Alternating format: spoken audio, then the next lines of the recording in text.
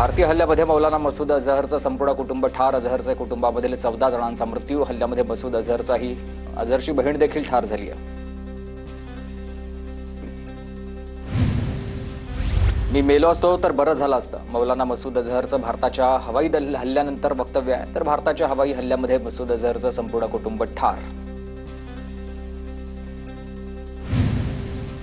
भारताच्या एअर स्ट्राईकमध्ये मोठं नुकसान झालं. अनेक दहशतवादी ठार झाले. जैश-ए मोहम्मदची कबुली. सोशल मीडियावर कबुली.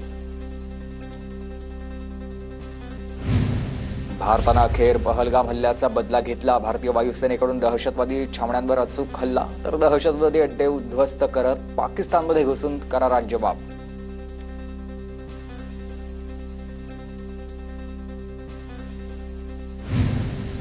भारताच्या हल्ल्यानंतर ठार झालेल्या दहशतवाद्यांचे मृतदेह हलवण्यास सुरुवात. मृत दहशतवाद्यांना शवपेट्यात भरून नेत असल्याचे हे फोटो समोर आले.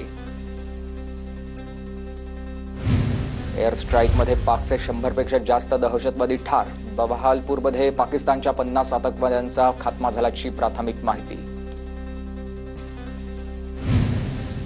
पाकिस्तानवरील हल्ल्याचा नवीन सीसीटीव्ही समोर. मक्रजे तैयबामध्ये झालेल्या हल्ल्याचा सीसीटीव्ही समोर. पाकिस्तानच्या पंजाब प्रांतातील हल्ला सीसीटीव्हीत कैद.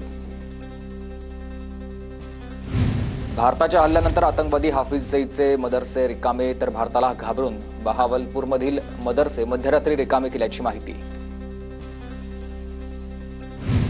ऑपरेशन सिंदूर पहलगाम हल्ल्यामधील पीडितांच्या न्यायासाठी हल्ल्यात पाकच्या एकाही सामान्य नागरिकाच्या मृत्यूची नोंद नाही. भारताचे परराष्ट्र सचिव विक्रम मिसरी यांची पत्रकार परिषदेत माहिती आहे.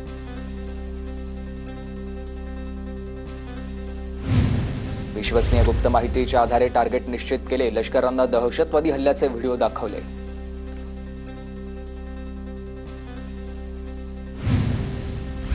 बहावलपूरमधील जैश-ए मोहम्मदचे ट्रेनिंग कॅम्प भारतीय हवाई दलाकडून उद्ध्वस्त. मक्रज सुभान अल्लाहमध्ये भारताचा हल्ला. तर भारतीय सुरक्षा दलांच्या संयुक्त पत्रकार परिषदेत माहिती. मुरीद-ए-मधील मरकज-ए-तैयबा उद्ध्वस्त. मुरीद-ए लष्कर-ए-तैयबाचं मुख्यालय होतं. पाकिस्तानच्या सियालकोटमधील सर्जल कॅम्प हा दहशतवादी तळ भारतीय वायुदलाकडून उद्ध्वस्त. मार्च 2025 मध्ये जम्मू काश्मीरच्या 4 पोलिसांची हत्या करणाऱ्या दहशतवाद्यांना याच तळावर हल्ल्याचं प्रशिक्षण मिळालेलं होतं. संरक्षण दलाची पत्रकार परिषदेत माहिती. भारताच्या एअर स्ट्राईकमध्ये हिजबुल मुजाहिद्दीनचा मेहनुमुना जोया कॅम्प उद्ध्वस्त. तर एलओसी पासून 18 किलोमीटर दूर हिजबुल मुजाहिद्दीनचा एक मोठा कॅम्प नष्ट झालाय. पठाणकोट हल्ल्याचं प्लॅनिंग याच ठिकाणी करण्यात आलं होतं.